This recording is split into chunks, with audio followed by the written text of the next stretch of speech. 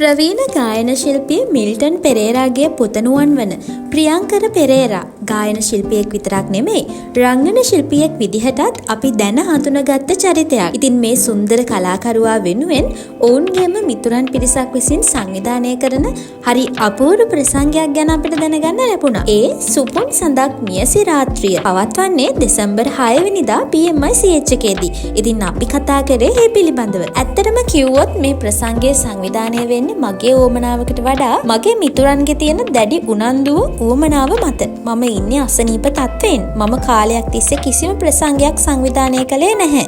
ඒ නිසාම මගේ මිතුරන් මා වෙනුවෙන් උපහාර උත්සවයක් සංවිධානය කරන ගමන් මගේ පියාගේ ගීත එක්කම සුපුන් සඳක් මියසි රාත්‍රියේ නමින් ප්‍රසංගයක් සංවිධානය කරලා තියෙනවා. මමත් මගේ පුතා ඩිල්මින් පෙරේරාත් එදාට ගීත ගායනා කරනවා. මගේ පියාගේ ගීතත් එක්ක තමයි මේ ප්‍රසංගය සංවිධානය වෙන්නේ. එඩ්වඩ් චරිතා, රෝහණ බෝගොඩ, චලක චමපති පෙරේරා, අමල් පෙරේරා, ජානක වික්‍රමසිංහ, නුවන්දිකා සේනාරත්න, නදීමාල් පෙරේරා, සනුක වික්‍රමසිංහ, කුමාරි මුණසිංහ, අමිලා නදීශානි, කීර්ති පැස්කුවෙල්, මහින්ද පතිරගේ, රොහන්ද සිල්වා, පුන්සිරි ද සොයිසා, හිමාශ මනුප්‍රිය, තනුර මදුගීත් වගේ බොහෝ දෙනෙක් එදාට ගීත ගායනා කරනවා. තිලින තුෂාර වෙල්ලාලගේ තමයි සංගීතය සපයන්නේ.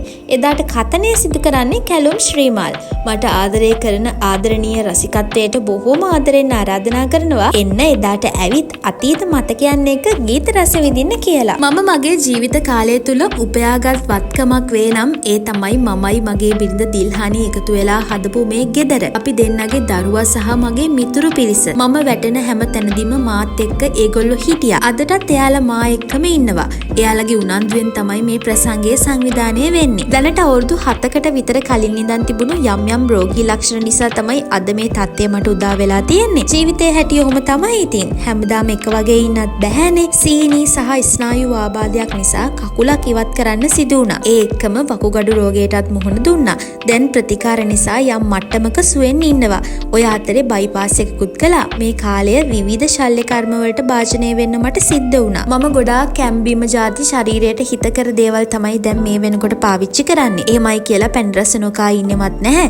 ගෙදර අය නම් මට දෙන්නේ නැහැ. මම ඒත් ඉතින් තල බෝලයක් එහෙම කනවා. දිල්හානි දැක්කොත් එහෙම නම් බැනුම් අහනවා. ජීවිතේ කඩා වැටුණු තැන් මට තිබුණේ නැහැ. මම බොහෝ වෙලාවට බෞද්ධ දර්ශනයක ඉන්න කෙනෙක්. ඒ නිසා හැම දෙයක්ම මම උපේක්ෂාවෙන් දරා ගන්න පුරුදු පුහුණු වෙලා ඉන්නවා. අපිට හැමදාම එක වගේ ජීවත් වෙන්නත් බැහැනේ. හැමදාම ජීවත් වෙන්නෙත් නැහැ. කොහොමත් මම ජීවත් වෙන්නේ හැමදේම අත්හරිමින්. තව එක ආසාවක් මට තියෙනවා. ඒ තමයි මොනුබ්රෙක් බලන හීනය. හැබැයි මම හිතන්නේ නැහැ ඒකත් මට මේ ඉන්න කාලේ බලන්න ලැබෙයි කියලා. ලැබුණොත් ඒ බලාපොරොත්තුවත් හරි. මම කලාකාරුවෙක් වීම ගැන ගොඩාක් තෘප්තිමත්. එහෙමයි කියලා කවදාවත් මම ජනප්‍රිය කෙනෙක් කියන එක හිතට අරන් ජීවත් වෙලා නැහැ. මට පොඩි හෝ දෙයකට කතා කරා නම් මට ඒ වෙලාවේ ඒ දේ කරන්න පුළුවන් නම් මම කළා. ඒ නිසාම වෙන්නේ නැති එදා වගේම අදටත් අපි ගැන කතා වෙන්නේ. බොහෝම නිහතමානී සතුටක් ලැබෙන ප්‍රේක්ෂක රසික ආදරය නිසයි. මෙන්න මෙහෙම තමයි ප්‍රියංකර පෙරේරා කාලෙකට පස්සේ අපිත් එක්ක කිව්වේ.